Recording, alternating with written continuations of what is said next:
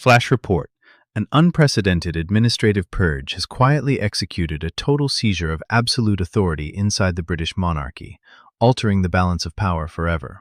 Beyond the grand tapestries and behind heavily guarded, double-oak doors deep within Buckingham Palace, the illusion of family unity has completely collapsed. What transpired in the dead of night was not a public state address, but a ruthless, silent overthrow, a methodical strike against informal privilege sealed in crimson ink. The true architect of this historic power shift did not wear the crown, but whispered from the shadows, engineering an absolute institutional erasure that leaves the House of Windsor forever fractured. In the suffocating quiet of the king's private study, the air was thick with the scent of aged mahogany and stale tea. King Charles sat alone beneath the unyielding weight of the royal seal, the dim amber light casting long shadows across his weathered face. Before him lay the royal decree, a cold instrument of total institutional separation, designed to strip Meghan, Duchess of Sussex, of every remaining breath of royal standing. His fingers, trembling slightly, hovered millimeter above the signature line. Silence pressed against the chamber like a physical weight. Every tick of the clock sounded like a hammer striking an anvil. Charles read the final page once, then twice, yet the words refused to soften. To sign meant revoking Meghan's access to royal residences, private briefings, ceremonial invitations, official gatherings, and every lingering courtesy bound to Harry's birthright. The king understood the stakes. To leave even a single privilege untouched would grant her a foothold to claim royal sanction, but to apply the ink was to sever his own flesh and blood. Harry would see this not as statecraft, but as betrayal, a father sacrificing his son's family to preserve the crown. Yet Charles was not alone in shaping this historic rupture. Shadows stirred as Queen Consort Camilla entered without aids, her footsteps silent upon the rug. Her face was an unreadable mask of dark resolve.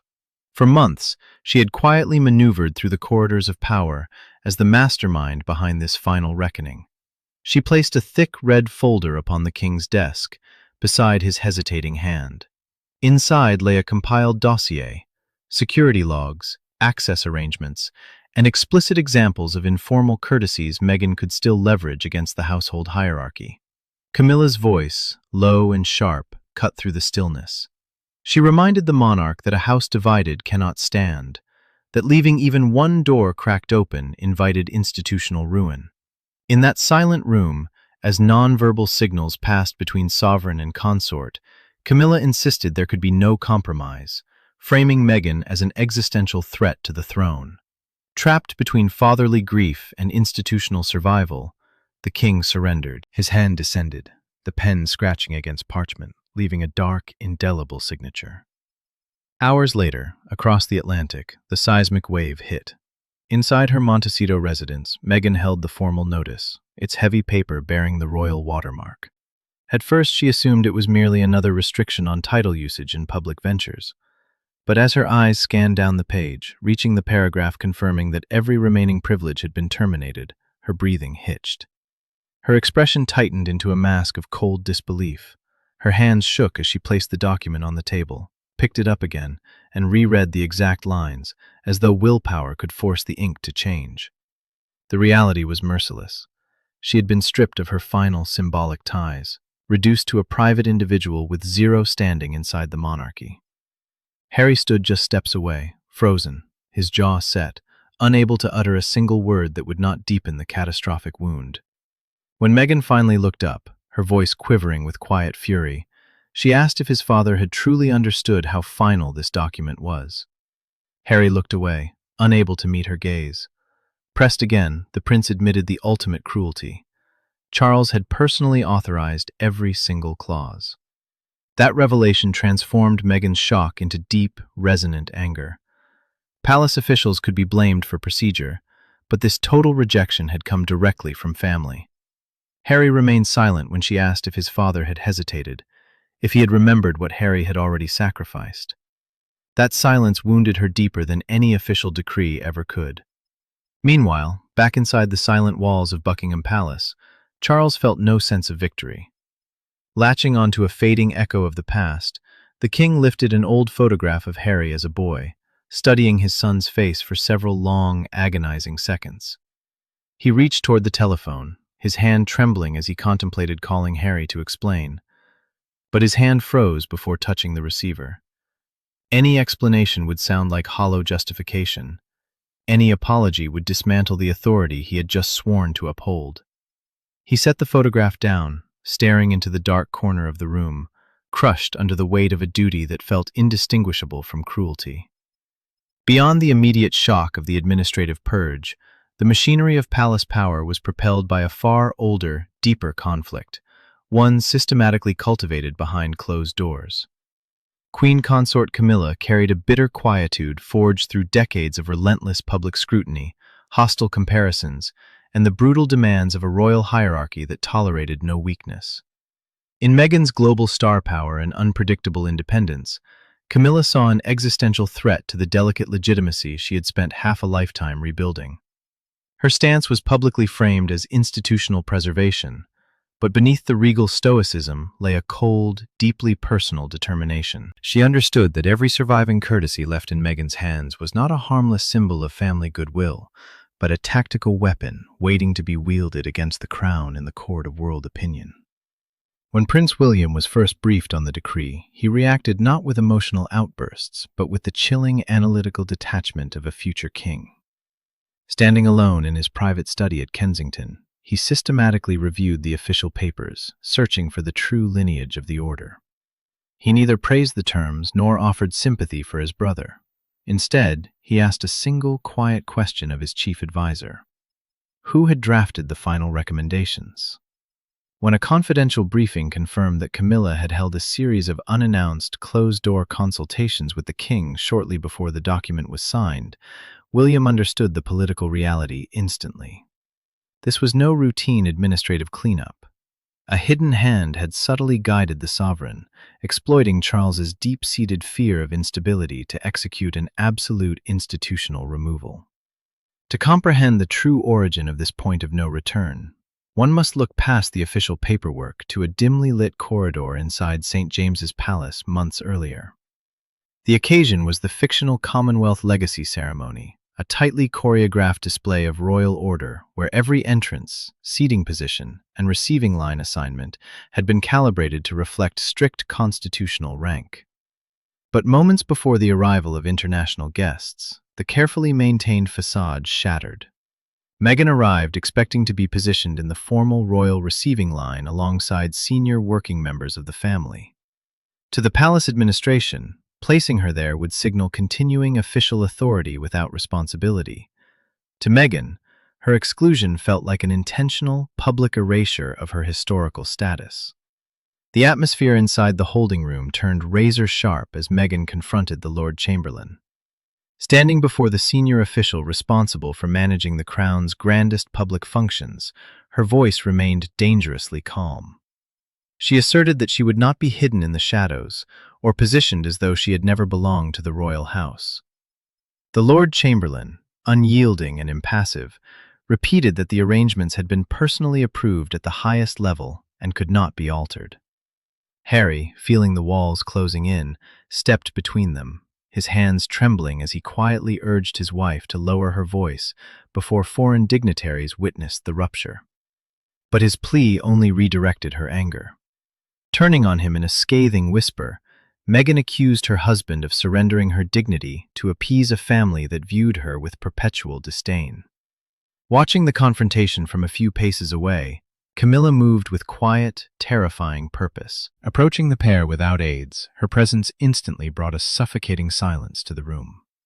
The queen consort looked directly into Meghan's eyes and delivered an absolute ultimatum. The receiving order would not change. She stated with cold clarity that the ceremony existed to honor active, present service to the crown, not past titles or personal sentiment. Meghan refused to back down. Meeting Camilla's unblinking gaze, she replied that the palace could not simply rewrite history because her presence had become inconvenient to their fragile narrative.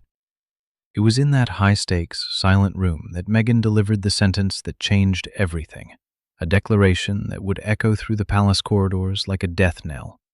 With icy resolve, she asserted that she would continue to invoke and utilize every royal privilege, courtesy, and title legally or traditionally available to her, whenever and wherever she chose. Harry tried frantically to interrupt, but Meghan repeated her words with greater force, ensuring every courtier present understood her intent. Camilla did not argue. She merely listened, committing every word to memory, realizing that the remaining informal courtesies would never be treated as quiet family gestures. They were leverage. The confrontation at St. James's Palace was merely the spark. The true inferno erupted hours later inside the suffocating quiet of a private sitting room. No cameras were permitted, no public statements drafted, and no ceremonial smiles allowed to mask the raw hostility hanging in the air. King Charles sat rigidly between two women who had come to embody opposing visions of royal survival. Meghan fighting for acknowledgement that she still belonged, and Camilla demanding an absolute, unyielding boundary. The king had arranged this secretive summit to prevent the Commonwealth ceremony incident from spilling into a public scandal. Crucially, no personal aides or advisors were present, an absence that stripped away every official buffer, leaving the raw power struggle exposed without a filter. Seeking to stabilize his fractured household, Charles offered what he believed was a compassionate compromise. He proposed that Meghan could still attend a strictly limited number of private family gatherings, but these invitations would carry zero official recognition, carry no public status, and could never be cited as proof of a royal role.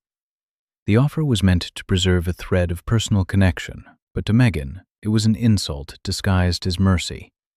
She rejected the proposal almost instantly, her voice slicing through the stillness. She told the king that such an arrangement reduced her to someone tolerated behind closed doors, only to be erased the moment the palace faced the world. Her marriage, she stated with defiance, could not be acknowledged only when it was politically convenient for the crown. Harry rose to his wife's defense, arguing passionately that private invitations without official standing would subject Meghan to perpetual humiliation, while allowing the monarchy to project a false narrative of family kindness. But as Harry spoke, Camilla subtly shifted her posture, pulling her chair closer to the center of the room. The queen consort bypassed the prince entirely, targeting Meghan with sharp, calculated precision. She accused the Duchess of turning every remaining family courtesy into tactical leverage and every private interaction into a public argument for continued relevance. Camilla declared that informal access had been repeatedly exploited to maintain association with an institution Meghan publicly criticized. The room locked in a suffocating quiet. Then, Meghan struck where she knew the wound was deepest. Looking directly at Camilla, she said that she, more than anyone in that room, should understand what it meant to be judged, excluded, and forced to endure years of suffering just to prove she belonged. The atmospheric pressure inside the room spiked. Setting her glass down with deliberate slowness, Camilla answered with lethal calm. She countered that she had spent decades enduring public criticism, internal discipline, and duty in silence to earn her position inside the monarchy, not demanding the perks of royal standing while hiding beyond the reach of its responsibilities. Outraged, Harry raised his voice, accusing Camilla of disguising personal resentment as royal principle, warning his father that allowing her to dictate Meghan's fate would destroy what little remained of their family. The argument spiraled out of control until King Charles, his face pale and eyes flashing with rare fury, slammed his palm hard against the arm of his leather chair. The crack echoed through the chamber like a gunshot. The monarch ordered everyone to stop, declaring that his patience was exhausted. There would be no more emotional negotiations. The matter would now be settled formally, legally, and permanently through official household channels. As Meghan and Harry departed in tense silence, realizing compromise had slipped away forever, the true exercise of power began. Left alone with the sovereign, Camilla did not shout or demand retribution. Instead, with terrifying composure, she spoke for 12 uninterrupted minutes, meticulously reframing Meghan not as a hurt relative, but as an unresolved constitutional risk threatening the sovereign's authority. She presented the red folder, opening it to expose documented logs of access requests and security expectations. Camilla placed a silver pen beside the file, stating with quiet authority that indecision was itself a decision to allow chaos to endure. Broken by the relentless weight of her logic, Charles summoned the royal solicitors, instructing them to draft the most absolute, legally binding decree of institutional separation available under the law. In the shadow of the administrative execution, two brothers separated by years of escalating bitterness stood face to face inside a small, windowless room at Windsor. For the first time since the red folder was placed before the king, Prince Harry and Prince William spoke without the protective buffer of press secretaries or carefully drafted statements. Both men had left their encrypted devices outside, stripping away every institutional barrier that might shield them from the brutal reality of their fractured bloodline. Harry laid out his accusation with controlled, desperate fury, pointing directly to Camilla's private consultations and the ruthless clauses added after Charles's initial compromise had failed. He insisted that the Queen Consort had weaponized the St. James's Palace confrontation to settle long-standing personal grievances, turning a family disagreement into a permanent institutional purge. But William, staring back with the cold detachment of an heir who understood the unyielding demands of sovereignty, refused to accept a simplified narrative of villainy. He acknowledged that Camilla had guided the king's hand, yet he reminded his brother that Meghan had continuously tested constitutional boundaries despite explicit warnings. Pretending her defiance played no part in this catastrophe, William declared, was merely another form of self-deception. The argument stripped away the last remaining illusions between the brothers. Exposed and exhausted, Harry confessed the burden he carried, admitting that Meghan had urged him to resist every minor restriction, fearing that yielding a single privilege invited total erasure. He acknowledged that their high-stakes pushback had accelerated the crisis, yet he defended every move as an act of survival for his wife. In response, William delivered a devastating truth preserved in confidential accounts. After signing the decree, King Charles had sat in silence, asking himself whether he had protected the crown or utterly destroyed his family. The realization hit Harry like a physical blow. His father had not acted out of malice or triumph, but out of an agonizing submission to institutional fatalism. Though William offered to petition the king for a minor amendment to preserve private family contact, Harry refused to beg for restored scraps of royalty. He asked only that his children not be punished for the decisions of their parents, before walking out of the room, leaving the brotherhood permanently altered. By sunrise, what had begun as a silent palace purge erupted into a global media earthquake. Broadcasters interrupted regular programming, while printing presses across the capital churned out emergency editions featuring the stark image of Meghan stepping from a vehicle, the white edges of the notice visible in her tight grip. Outside Buckingham Palace, heavy iron gates separated two deeply divided factions of the public. Demonstrators holding signs reading, "Duty has consequences," stood face to face with crowds displaying banners that read, "Family should not be erased." The palace's administrative apparatus issued a statement consisting of only a few frigid lines, confirming that arrangements for non-working members had been formally clarified, while conspicuously omitting Meghan's name entirely. The clinical, corporate wording confirmed what many feared. This was not a temporary suspension, but a permanent state exile designed to broadcast absolute authority. Inside her private quarters, Queen Consort Camilla sat in heavy silence as news commentators dissected her invisible influence, labeling her the true mastermind of the sovereign's firm stance. She switched off the broadcast before it concluded, realizing the bitter reality of her victory. She had successfully erected an iron wall around the crown, securing the absolute hierarchy she believed the monarchy required. Yet, in doing so, she had forever cemented her historical legacy as the hidden force who convinced a father to cast out his own son. Her victory brought institutional security, but it came tethered to an eternal accusation of cold, calculated maneuverings. Across the ocean, inside her Montecito estate, Meghan stared down at the notice. Advisors urged her to release an immediate, blistering counterstatement to dismantle the palace narrative, but she refused to yield to reactionary anger. Realizing that a furious response would only allow the institution to control her story once more, she chose a far more terrifying weapon: complete, deliberate silence. Carefully smoothing out the paper she had torn in a moment of private anguish, she placed the decree into a locked drawer. She informed Harry that she would never again seek validation or permission to belong to a house that had systematically chosen power over humanity. Her grief hardened into an immovable resolve. Stripped of every royal privilege, she reclaimed total control over her own destiny. King Charles stood alone in his dark study as the royal solicitors confirmed the decree had been fully executed across every branch of the household. When Camilla entered and asked if he truly believed they had done the right thing, the king looked at the document with hollow eyes, replying that necessity and goodness were rarely the same. He did not archive the order among the grand achievements of his reign.